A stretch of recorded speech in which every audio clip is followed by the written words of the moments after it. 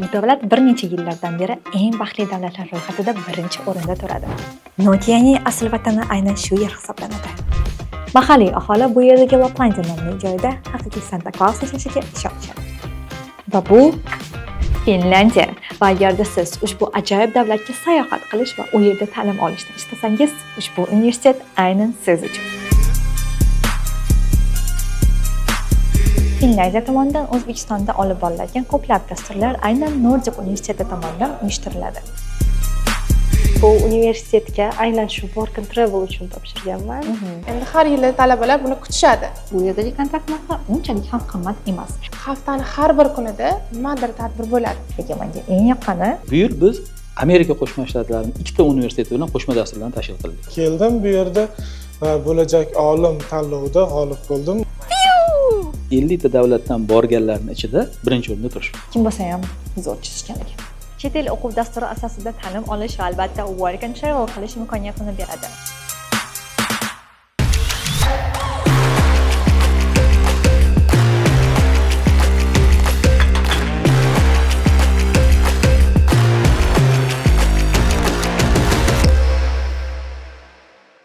Bugun sizlar bilan O'zbekistonning eng innovatsion va ilhom baxsh etuvchi universitetlardan biri Nordicda bir kun o'tkazamiz.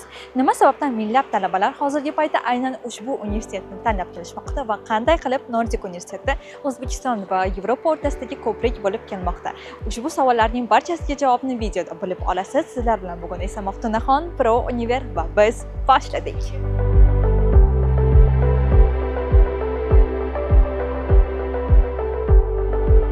Nordic universiteti 2022 yilning 8-avgustida o'z litsenziyasiga ega bo'lgan va shu vaqtdan beri o'z faoliyatini olib kelmoqda. Qisqa muddat ichida bu yerda 6,5 mingga yaqin talabalar yig'ildi va bu ham bejizga emas. Ushbu universitetda bir nechta xalqaro programmalar bor. Ya'ni Finlandiyaning Kareliya universiteti, Italiyaning Trento universiteti, Koreyaning Daegu universiteti va Amerikaning Lawrence va Rowan universiteti bilan birgalikda hamkorliklar tuzilgan.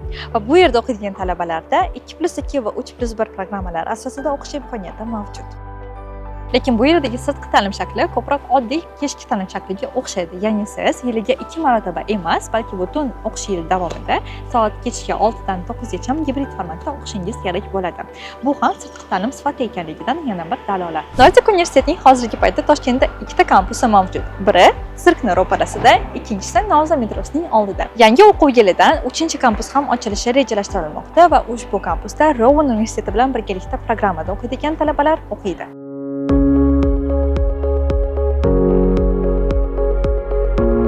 Universitetdagi yo'nalishlarning soni to'g'risini esa mana bor qoldida. Ya'ni bakalavr bosqichida kunduzgi ta'lim shakli bo'yicha 16 xil iqtisodiyotdan tortib tarix va jurnalistikagacha har xil ta'lim yo'nalishlari mavjud. Sirtqi ta'lim shaklida esa 10 xil ta'lim yo'nalishlari bor. O'zingizga yoqqan ta'lim yo'nalishini tanlab, bu yerga o'qishga kirib, sifatli bilim olish imkoniyatiga ega bo'lasiz. Universitet yilidagi ijtimoiy hayot haqida ma'lumot berib keta olasizmi? Albatta, ma'lumot bera olaman. Biz universitetda talabalar darsdan tashqari juda ham ko'plab mashg'ulotlarda qatnashishadi. Masalan, haftaning har bir kunida talabalar o'zlari xohlagan, ya'ni qiziqqan mashg'ulotlarda qatnashib borishadi. Masalan, dushanba kuni speaking klub bo'ladi. Unda talabalar o'zlari ingliz tilida ravon gaplasha oladigan talabalar bemalol speaking qilib ma'lumot almashishadi. Seshanba kunida shaxsiy rivojlanish klubimiz bor. Unda talabalar o'zlarining rivojlanishlari bo'yicha, qiziqishlari bo'yicha, masalan, har xil grantlar bo'yicha fikr almashishadi, bir-biriga o'rgatishadi, rivojlanishadi. Haftaning chorshanba kunida o'zlarini aktyor yoki aktrisa sifatida ko'radigan talabalar uchun alohida klubimiz bor. Bu klubda talabalar o'sha eng zo'r aktyorlardan o'sha aktrisa aktyorlik bo'yicha mahorat darslarini olib borishadi.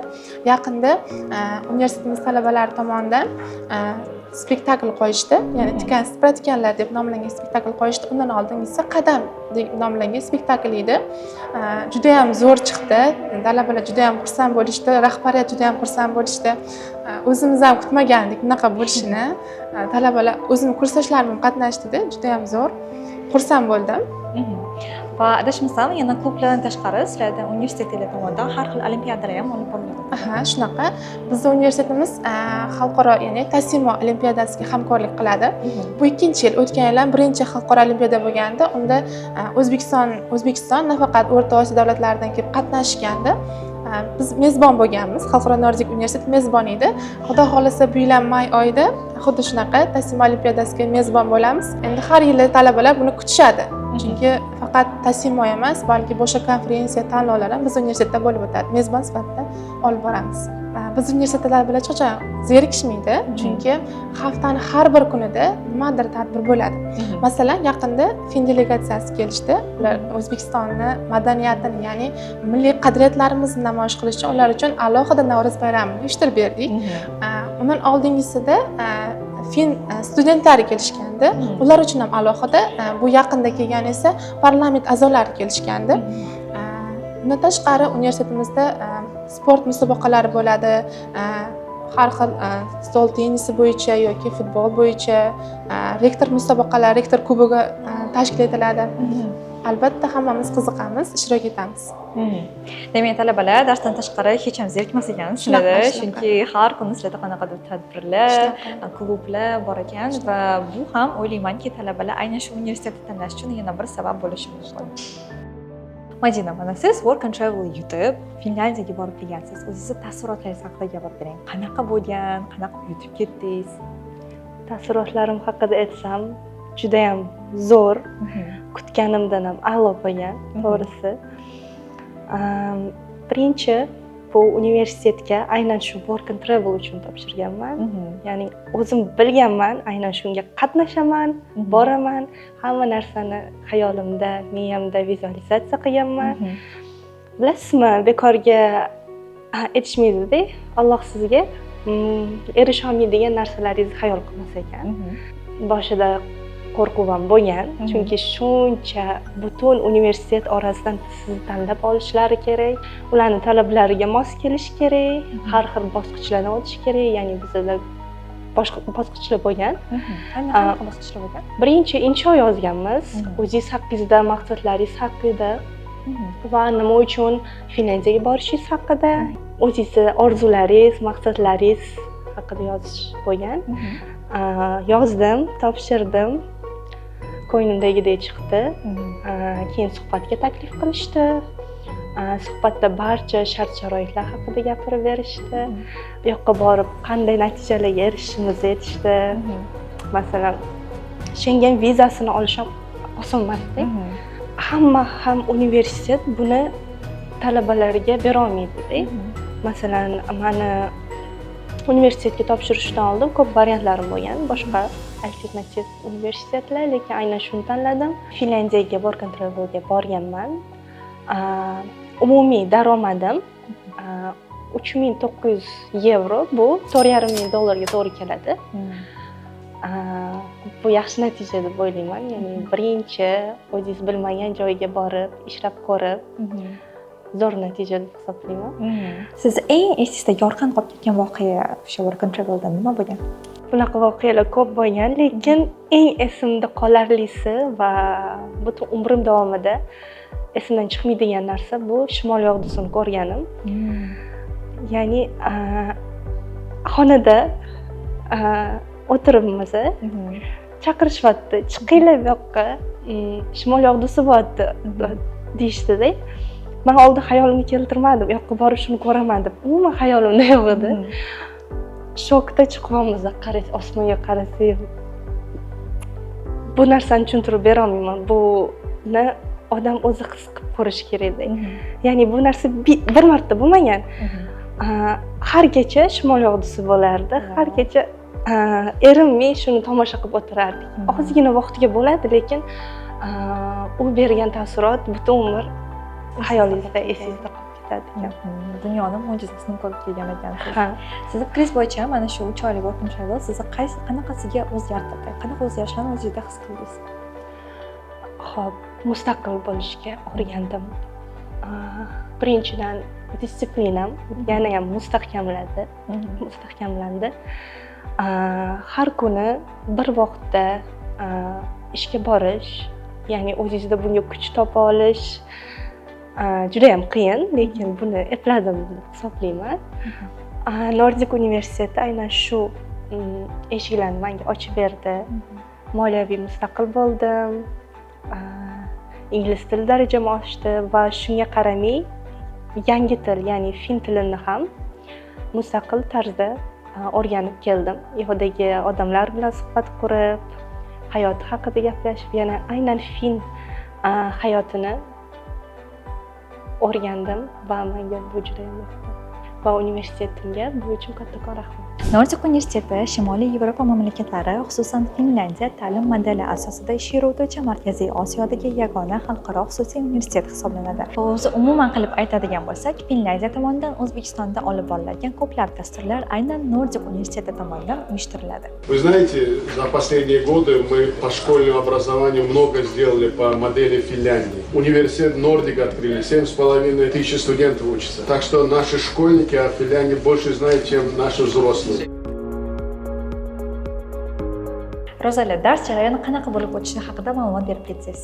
Avvalambor assalomu alaykum. Bizga kelganliklaringiz uchun avvaldan rahmat aytamiz. Biz Xalqaro Nordik universitetida dars jarayonlari o'zi ikki xil tartibda nima qilingan, tashkil etilgan, ya'ni kunduzgi va sirtqi ta'lim yo'nalishlari uchun. Kunduzgi ta'lim yo'nalishlarimiz uchun 3 smenada, 2 smenada, ya'ni ertalabdan shu soat 2 gacha bu birinchi smena, birinchi kurslarimiz uchun, ya'ni yangi talabalar uchun. Soat 2 dan boshlab 6:20, ya'ni 3-paramiz chiqqunigacha bo'lsa, ikkinchi, uchinchi kurslar, ya'ni bizdagi o'qiyotgan malakali, ya'ni ancha bizda bilimi bor talabalar o'sha kunduzi ertalabda ishlab yoki obeddan keyin bemalol darslarga kelishadi. Keyin sirtqi ta'lim yo'nalishlarimiz soat kechki payt o'sha 6 dan 9 gacha davom etadi. Bu albatta sirtqi ta'limni o'qiyotgan talabalar uchun juda ham qulay bo'ladi. Ya'ni joylashuv, o'zini bemalol o'sha davlat ishida ishlasa ham 6 dan ishdan chiqib kelib bemalol darslarda qatnashadi. Dars jarayonlarimiz asosan professor o'qituvchilarimiz tomonidan tashkil etiladi. Nafaqat mahalliy, balki xalqaro o'qituvchilarimiz bor. Ya'ni misol uchun biz o'zi universitet xalqarolashuvga qaratilganligi sababli, misol uchun Finlyandiyadan har yili o'qituvchi chaqiramiz, ya'ni fin tilini o'rgatish uchun va Finlandiya bilan bo'lgan o'sha qo'shma dasturlarimizda ishtirok etishlari uchun, talabalarda u yoqda qiynalmasliklari uchun fin tilini bo'lmadi deganda A2 darajada bo'lishlari talab etiladi. Va u dars jarayonlari o'sha asosan ingliz va fin tilida o'rgatiladi yoki rus tili bo'lsa, rus tilida ham o'rgatishlari mumkin bo'ladi talabalar. Xalqaro yo'nalishlarimizda shunday. Bizda o'zi magistratura yo'nalishlarimiz asosan obeddan keyin o'qitiladi. Dushanba, seshanba, chorshanba, juma kunlari hozirda ikkinchi kurslarimiz, ya'ni bitiruvchi kurs, ya'ni men o'zim o'qidim. Birinchi kurslarimiz uchun esa seshanba, payshanba, shanba kunlari o'qitiladi. Ya'ni bular uchun ham albatta bu qulay, ya'ni qolgan 3 kunida bemalol ish joylarida bo'lsa, qolgan o'sha 3 kunida obedgacha ishlab, obeddan keyin bemalol o'sha oliy ta'limga bo'lgan qiziqishlarini davom ettirgan holatda, ya'ni o'zlarining ilmiy darajalarini rivojlantirish uchun qo'shimcha yordam sifatida qaratiladi. Hop, endi xudo xohlasa harakat qilinyapti mana shu masofaviy ta'lim yo'nalishlarini ochishga, ya'ni avtomatik tartibda Zoomda darsdan qochgan holatda LMS platformasida yaratilish va u yerda hamma dars ma'ruzalarini joylangan holatda talabani erkin grafik asosida o'qishi. Hozir sirtqi ta'limimiz o'sha 6 dan 9 gacha bo'lgan darslarda qatnashadi va video darslarni yozib olinganlarni ko'rib olish mumkin bo'ladi. Masofaviy ta'limga o'tadigan bo'lsak, inshaalloh xudo xolasa, ya'ni xohlagan tartibda kechqurunmi o'zini vaqti bo'lgan paytda kirib o'qiy oladi. Shu ta'lim jarayonlarimiz asosan shularga qaratilgan. Universitetda yana bir qulayliklari, ya'ni afzalliklari sifatida qaraydigan bo'lsak, xalqarolashuv deb aytyapmiz. Ya'ni o'zimning bitta kursdoshim, ya'ni Trentoda magistratura bosqichida grantda o'qiyapti. Ya'ni universitet o'sha Italiya bilan hamkorlikdagi, ya'ni grantga har yili bittadan grant yuboryapti.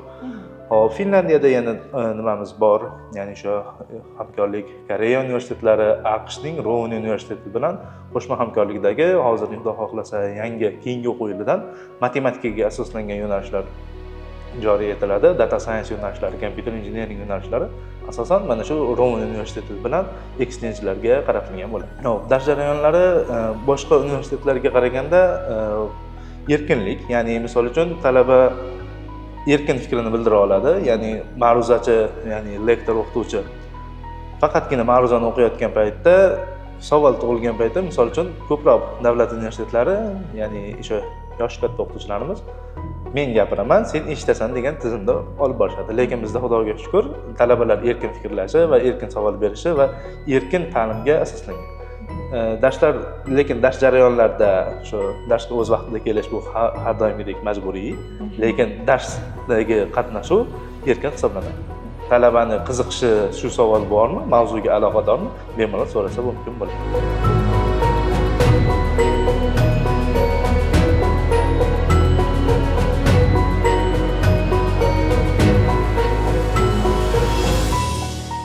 Universitetga kirganingizda xuddi san'at ko'rgazmasiga tushib qolgandek o'zingizni his qilasiz. Chunki bu yerda tarixiy asarlar va mana shunaqa asarlar juda ham ko'p. Lekin menga eng yoqqani mana shu rasm bo'ldi. Согласитесь? Очень мило. Kim bo'lsa ham zo'r chizishgan ekan. Va hech bir international university mana shunday Bender mashinasiz bo'lmaydi. Ya'ni har xil sinflarni olib ketishingiz mumkin va darsda sekin-chena yeb o'tirasiz yoki tanaffusda.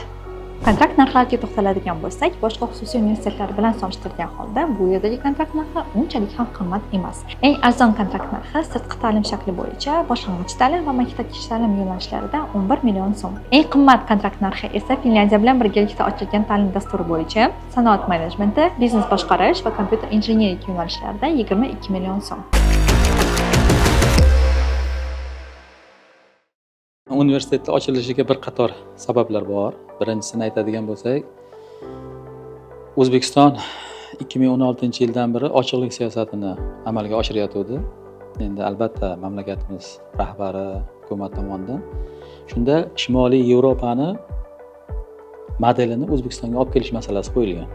Ya'ni Finlyandiya tashqi ishlar vazirligi, O'zbekiston tashqi ishlar vazirligi o'rtasidagi bo'lib o'tgan muzokaralarda shunaqa bir to'xtam kelinganki, agar fin modelini O'zbekistonga tatbiq etiladigan bo'lsa, uni implementatsiyasi qanday bo'ladi deganda, fin tashqi ishlar vazirligi aytganki, biza mayli bir tomondan yordam qilamiz, ikkinchi tomondan esa bu xususiy oliy ta'lim muassasasi tashkil qilinishi kerak degan. Shu ularning kelishuvidan kelib chiqib, bu biz buni rivojlantirdik. Rivojlantirganimizdan keyin u paytida 2022-yilda Vazirlar Mahkamasi huzuridagi ta'lim sifatini nazorat qilish davlat inspeksiyasi bo'lardi. Shunga hamma hujjatlarni taqdim qildik. Bu yerda 12 ta ta'lim yo'nalishi bor edi, magistratura mutaxassisligi bor edi. Uni asosi sifatida o'sha Tashqi ishlar vazirligi tomonidan 10-raund, ya'ni bu O'zbekistonda Toshkent shahrida o'tgan. Shularni misol qilib keltirganimizdan keyin hamma hujjatlarni to'g'riladik. Endi bu borada litsenziya olish uchun bilasizlar, havariylar bor. Eng asosiy masala bu o'quv rejalar. Va o'sha o'quv rejalar bu zamonaviy Finlandiyani Kareliya amaliy fanlar universiteti bilan biz qo'shma dastur tuzgan bo'lsak, bu yerda 3 ta qo'shma dastur bor edi. Qolgani mahalliy o'zimizning ta'lim yo'nalishlari bilan bog'liq. Va u yerda shart qo'yilgandiki, o'sha 300 talikdagi, ya'ni top 300 talikdagi oliy ta'lim muassasalarini o'quv rejalarini agar fanlarini qo'yiladigan bo'lsa, demak muammo kamroq bo'ladi. Buni O'zbekiston bemalol tan oladi degan masala qo'yilgan. Biz ham harakat qildik. Mana shunaqa top vuzlarni, ya'ni top oliy ta'lim muassasalarini o'quv rejalaridan foydalangan holatda, ya'ni Finlandiyaning Kareliya amaliy fanlar universiteti bilan 3 ta ta'lim yo'nalishi, qolgani esa mahalliy ta'lim yo'nalishlari bo'ldi. Ya'ni 12 ta topshirganmizda, shundan 8 tasiga biz litsenziyani qo'lga kiritganmiz. Bu 2022-yil, demak 8-avgustda biz rasmiy faoliyatimizni boshlaganmiz. Endi buni rivojlantirib, mana bugungi kunda hozir 30 ta ta'lim yo'nalishi va magistratura mutaxassisligimiz bor. Endi nafaqat magistratura mutaxassisligi, bundan tashqari oliy ta'limdan keyingi ta'lim ham bor. Buni ko'pincha biz o'sha PhD deymiz yoki bo'lmasa doktorlik dissertatsiyalar bilan bog'liq, ya'ni oliy ta'limdan keyingi ta'lim. Bu o'sha yuqorida aytganimda falsafa doktori va fan doktorlari. Mana bu bo'yicha ham bizda hozir 20 ta har yil, o'tgan yil 10 ta olganmiz, undan oldingi yil ham 10 ta, mana hozir 20 ta kunduzgida doktorantlarimiz tahsil olishmoqda. Undan tashqari esa mustaqil izlanuvchilik instituti ham bor. Mustaqil izlanuvchilik institutida esa hozir 39 nafar tadqiqotchilarimiz bor. Demak, o'sha ta'limdagi uzviylik va uzluksizlikni ta'minlash maqsadida biz universitetdan keyingi ta'limni ham tashkil qilganmiz. Va yana bitta jihatini aytib qo'yishimiz kerak, biz pedagog o'qituvchilarning malakasini oshirish va qayta tayyorlash institutini ham tashkil qilganmiz. Bu markaz sifatida faoliyat yurityapti hozir. Har yili biz 6 marotaba, ya'ni har 2 oyda butun oliy ta'lim muassasalarini pedagogikaga ixtisoslashgan, bu dekan bo'ladi, kafedra mudirlari, professor o'qituvchilari, rahbariyat xodimlarini har 2 oyda biz Finlandiya va Shvetsiyada xorijiy malakasini oshirishga ko'maklashamiz. Demak, mana shu markazimiz shu bilan shug'ullanadi. O'zi sizga rektor sifatida yangi savol bermoqchiman. Nima deb o'ylaysiz? Bu yerga abituriyentlar nima sababdan aynan shu universitetni tanlab bu yerga o'qishga kirishgan? Xo'p, birinchidan qarang. 2 yil davomida biz ijtimoiy tarmoqlarda kuzatayotgan bo'lsa, agar abituriyentlarimiz deymizmi yoki ularning ota-onalarimi, bizda eng asosiy bitta loyihamiz bor. Bu ham bo'lsa Shimoliy Yevropa mamlakatlari. Buni ichida endi Finlandiyaga biz har talabalar ta'tili paytida markazlashgan holatda work and travel dasturini tashkil qilamiz. Masalan, ko'pgina oliy ta'lim muassasalarini o'ziga qo'yib qo'ygan ixtiyoriga. Kimdir joy topadi ish beruvchi bilan, u yerdan taklifnomani oladi, undan keyin rahbariyatga olib keladi, rahbariyat yo unga GPA ko'rsatkichlari bilan bog'liq masalalar, o'zlashtirganmiz ham yo'qmi? Shunaqa ko'p to'siqlar bor-da, ya'ni o'zi harakat qilish kerak. Bu universitetda esa biz 2022-yil, ya'ni 2023-yilda o'sha 22-yilda ochilgan bo'lsak, demak sentyabrda faoliyatni boshladik, avgustda. 2023-yilda 30 nafar talabalarimizni Finlandiyada, ya'ni o'sha ham ish, ham sayohatni tashkil qilib berganmiz 3 oy davomida. 2024-yilda esa 45 nafar. Mana bu yil 2025da hozir 100 nafarni jo'natish arafasida turibmiz. Bular hammasi markazlashgan holatda, ya'ni bizdan bu yerda o'sha tutorlarimiz birga bo'lishadi, xuddi oldingi tizim bo'yicha oladigan bo'lsak, 50 boshi, 10 boshi degan narsalar bor, xuddi shunaqa kuratorlar bilan. Ya'ni ota-onalar bexavotir farzandini jo'natadi. Jo'natgandan keyin ularning imkoniyati, ularning yutug'i nimadan iborat degan savol qo'ysangiz, birinchidan yurt ko'radi. Ya'ni Yevropaning eng go'zal joylari. Bu faqatgina Helsinkida emas, Helsinkidan keyin unda Shvetsiya bor, Daniya bor, Kopengagen, undan keyin Oslo, Norvegiya. O'tgan yili mana prezident sayloviga to'g'ri kelganda hammasini yana biz markazlashgan holatda Shvetsiyaga, Stokgolmga olib kelib, u yerda nima tashkil qilingandi, o'sha saylovda ishtirok etib, yana talabalarimiz orqaga qaytib, yana go'zal endi Shvetsiyani poytaxti Stokgolmni ko'rib, bir kun bo'lib, u yerda elchilarimiz tomonidan ularni hammasini kutib olib, o'sha milliy oshlar, hamma saylari qilinganda biz doim shu narsalarni tashkil qilamiz. Bu faqatgina yurt ko'rish, durs orttirish bilan birgalikda qaytib kelayotganida o'sha yili, men endi o'rtachasini aytaman, 3,5-4 ming yevro bular xarajatidan tashqari. Hammasi daromad bilan qaytib kelgandi. Ya'ni ota-onalarga juda ham oson. Birinchidan yuk bo'lmaydi, ikkinchidan o'zlarini o'sha kontrakt pullarini to'lash imkoniyatiga ega bo'ladi. Bu yil ham xuddi shunaqa strategiyani qo'llayapmiz. Ikkinchi aytmoqchi bo'lgan narsangiz yana jozibadorlik nima bilan belgilanadi desa, bu yil biz Amerika Qo'shma Shtatlarining 2 ta universiteti bilan qo'shma dasturlarni tashkil qildik. Mana sentyabrdan shu o'qishlar boshlanadi. Mana bu o'sha qabul jarayonida esa biz bularning e'lonini beramiz. Bu 100 yillik tarixga bo'lgan New Jersey shtatida joylashgan Amerikaning Rowan universiteti, bu public universitet hisoblanadi, ya'ni davlat universiteti. Ikkinchisi esa Michigan shtatida joylashgan Lawrence texnologiyalar universiteti. Mana hozir Lawrence texnologiya universitetida bizda 3 ta magistratura bosqichi talabalarimiz, demak, talabalar almashinuv dasturi bo'yicha tahsil olishmoqda. Yana bitta narsani ta'kidlab qo'yaylik, chunki u yerda 50 ta davlatdan borgan ekan. Ana shu 50 ta davlatdan borganlarning ichida bizni magistratura bosqichimiz hozir reytingda, fakultet reytingida birinchi o'rinda turibdi. Ya'ni ta'lim olim, bilimli. Bilim nuqtai nazaridan, o'zlashtirish nuqtai nazaridan, hattoki amerikanlarning o'ziga o'sha dekanlar misol qilib keltiryapti ekan. Mana sizlar ko'rib qo'yinglar, necha ming kilometr O'zbekistondan kelib bizga mana shular namuna bo'lyapti deb hozir o'sha boynaki nima deydi, o'zini burchagida bizni talabalarimizni rasmlarini ilib qo'ydi. Mana shu qisqa fursat davrida hozir Janubiy Koreyaning Daegu universitetida hukumat granti bilan hozir talabamiz u yerda tahsil olyapti. Ya'ni 1 yillik talabalar almashinuv dasturiga ketgan. U bilan ham memorandumimiz bor. U bilan ham qo'shma dasturni hozir sentyabrdan qo'ymoqchimiz. Keyingisi esa endi Italiyani bilamiz hammamiz, juda ham qadimiy shahar. Mana shu Italiyaning eng go'zal joylari Trento.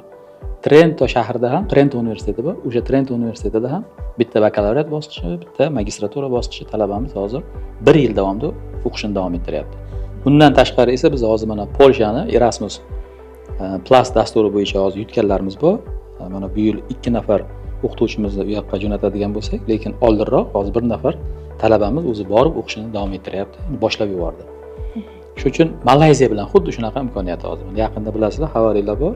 Prezidentimiz ham borib tashrif buyurganlarida u yerda ta'lim forumi tashkil qilindi, ya'ni rektorlar forumida. O'shanda biz Utara universiteti biz bilan juda ham hozir strategik hamkor bo'ldi. Mana bu yildan hozir e'lonni berdik, talabalarimizga bu ham imkoniyat.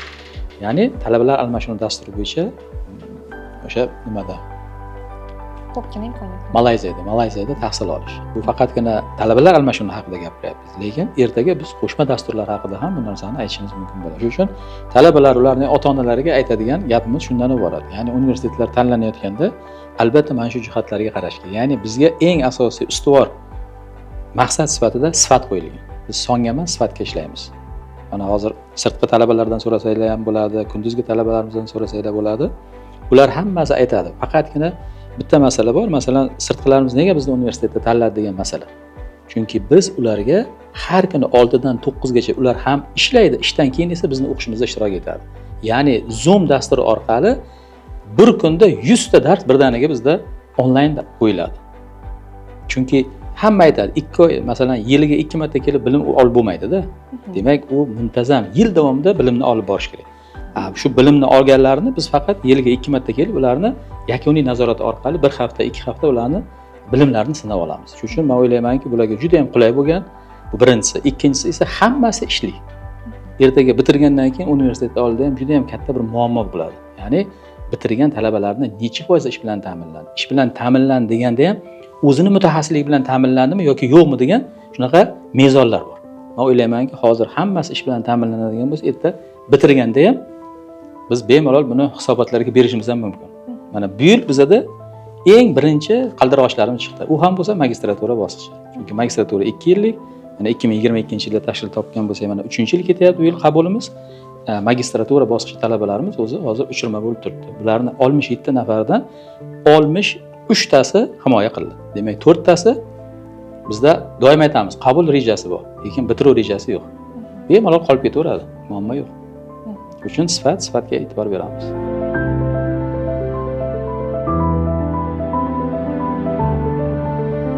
На каком курсе вы учитесь? На втором курсе факультет мировая экономика. Ага, отлично. Вы уже учитесь здесь 2 года. И каковы ваши впечатления об университете? У меня очень хорошие впечатления сложились за эти 2 года. Я встретила очень хороших людей. Также мне нравятся преподаватели в этом университете. Мое время очень быстро здесь проходит, поэтому я наслаждаюсь своей учебой. Можно ли узнать, почему из такого количества университетов в Ташкенте вы выбрали именно этот универ? У меня было много вариантов, но я рассмотрела этот университет. Для меня это оказался новым объектом, потому что он связан с Финляндией. Меня это очень заинтересовало, и я решила попробовать себя в этом универе. Не жалели ли ни разу, что вы выбрали именно Нет. его? А что вам больше всего здесь нравится? Наверняка это разнообразие языков и разнообразие учеников и учителей. В чем проявляется это разнообразие? То есть, что В том, что в нашем универе преподают разные языки, и за эти 2 года я выучила уже финский и немецкий язык. На каком уровне вы знаете? Ну, начальный уровень приблизительно. Вот. Также разнообразие в учениках, то, что они все разные, у всех свое хобби, у всех свое мышление. Вот. А по какой причине, то есть ради чего бы вы посоветовали бы другим абитуриентам выбрать также этот университет, как вы, и поступать сюда? Мне кажется, этот универ предоставляет хорошие кадры для будущего. И мне кажется, это будет хорошая возможность для будущих студентов выбрать этот университет. Assalomu alaykum. Va alaykum assalom, yaxshimisiz? Rahmat, Xudo shukur. Sizga savolim bor edi. Nima sababdan aynan Nordik universitetini siz tanlagansiz? Xo'p, men birinchi kursni Angliyaning Manchester shahrida boshlaganman. O'sha yerda o'qiganman va u yerda menga har xil proyektlar, ideyalar kelgan va o'sha ideyalarni O'zbekistonda tatbiq qilmoqchi bo'lganman. Va endi oilaviy sharoit tufayli puldan emas, ota-onam meni O'zbekistonda yurishimni xohlagan. Shu sababdan O'zbekistonga kelganman va universitetlarni qidirib ko'rganimda aynan o'zimni proyektlarimni tatbiq qilish uchun Nordik universitetida imkoniyatlar ko'pligini bilganman. Shu sababdan ham Nordik universitetini tanlaganman va keldim bu yerda va bo'lajak olim tanlovida g'olib bo'ldim o'zimni Angliyada ishlab chiqqan proyektim orqali. Wow, zo'r, ajoyib. Aynan shu universitetni tanlaganingizdan hech afsuslamaganmisiz? Yo'q, chunki bu yerda juda ham zo'r atmosfera, studentlar, o'zimiz har xil ideyalar qilamiz, o'zimiz nimadirlar organizatsiya qilib, har doim vaqtni yaxshi o'tkazamiz. Bo'lajak talabalar, ya'ni abituriyentlar uchun aynan nima sababdan Nordic universiteti tavsiya qilgan bo'lardingiz? Xo'p, birinchi o'rinda aytishim mumkin, nima desa bo'ladi? Work and Travel dasturi va Finlandiyaga, Germaniyaga nafaqat bitta davlat bilan to'xtab qolishmagan, va keyin Amerikaga ham, Italiyaga ham imkoniyatlari bor. Bu yerni men aytishim mumkin, dunyoga chiqish eshigi sifatida ko'rsa bo'ladi. Shu sababdan ham abituriyentlarga tavsiya qilaman. O'qitish juda unaqa qiyin emas, odamlar hali universitet qiyin deb o'ylaydi, unaqa emas. Juda ham oson bo'ladi hammasi va eng zo'ri student life, ya'ni student hayoti juda ham qiziq bo'ladi. Я учусь на втором курсе, факультет мировая экономика. Интересно. Из такого количества университетов в Узбекистане, почему вы выбрали именно университет Nordic? Мне посчастливилось сюда поступить, потому что я могу правду сказать. Здесь училась моя сестра, и она помогла мне поступить сюда. Моя сестра посоветовала мне поступить в этот университет, так как она его очень нахвалила, ей здесь очень нравилось, и также она хотела, чтобы я тоже здесь учился. Не было ли такого ожидания реальности, что вы ожидали одно, а в итоге получилось по-другому? Нет, примерно мои ожидания были такие же, как это реальность. Отлично. А что вам больше всего нравится в учебе здесь? Больше нравится, моя группа. Да, как мы вместе проводим время, вместе учимся, командно работаем, например, что если что-то делаем, какие-то праздники, если проводим, то мы тоже вместе готовимся, вместе что-то делаем. Весело проводим время. Ой, сейчас, секунду. О, я не знаю, с какой стороны солнце светит. Мне так сложно на вас смотреть, вы еще высоко расположены. Я такая... Оттуда. Для чего вы бы советовали поступать абитуриентам именно сюда? Здесь квалифицированные опытные учителя с разных университетов, которых специально отбирали. И они здесь очень хорошо учат и максимально понятно. И хорошо относятся к студентам. Какое у вас самое яркое впечатление за 2 года здесь? За 2 года самые яркие впечатления – это, праздники, которые проводили здесь. Самое лучшее – это подготовка именно к праздникам. Не сами проводили, когда праздники проводились, это тоже приятно было, но когда мы готовились к ним, это самое необычное ощущение. Процесс вам нравился больше? Да, это самые яркие ощущения, то есть Новый год, День студента и такие подобные праздники. Assalomu alaykum. Assalomu alaykum. Nechinchi kursda o'qiysiz? Ikkinchi kurs xalqaro biznes talabasiman. Ajoyib. 2 yildan beri bu yerda o'qib kelayotgan ekansiz va sizga savol. Nima uchun aynan Nordic universitetida siz tanlagansiz? Nordic universitetini tanlashimning sabablaridan biri o'zim yoqtirgan, ya'ni o'zimga sevimli bo'lgan davlat Finlandiya davlatiga maqsadim exchange qilmoqchi edim. Ya'ni bu universitetda shu imkoniyatlar bor ekan va Work and Travel dasturi ham bor ekan va o'tgan yil unda qatnashdim. Ya'ni nima uchun qatnashdim? Men qaysi muhitga, qanday odamlar yoniga borishimni anglab olish uchun bu dasturda qatnashdim va bu yili endi exchange dasturida qatnashmoqchiman. Ya'ni siz ham 3 oylik Work and Travel olib kelgansiz va sizga aynan bu programma nima berdi? Ya'ni qanaqa o'zgarishlarni his qildingiz? O'zimda katta o'zgarishlar bo'ldi. Ya'ni yangicha do'stlar orttirdim va o'zim dunyoqarashim o'sdi. Yana ko'p joylarga sayohat qildim. Yevropani. Qayerga qo'ygan? Aynan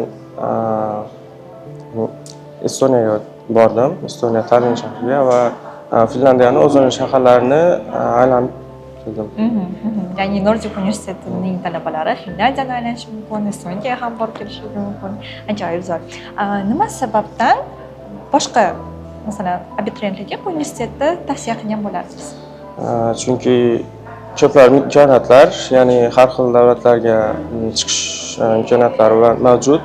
Muhit zo'r, o'qituvchilar yaxshi, hammasi va albatta shu Yevropaga chiqish imkoniyati mavjud. Umumiy xulosa qilib aytganda, Nordic universiteti sizlarga Yevropa davlatlari va O'zbekistonda tan olinadigan xalqaro diplom, malakali ustozlardan bilim olish, 100% grant asosida o'qish, chet el o'quv dasturi asosida ta'lim olish va albatta work and travel qilish imkoniyatini beradi. Va agarda oldingizda shu maqsadlardan kamida bittasi turgan bo'lsa, Nordic universitetiga o'qishga kirish sizning orzungiz sari ilk qadam bo'ladi. Bu yerga hujjat topshiring va barcha maqsadlaringizga erishing.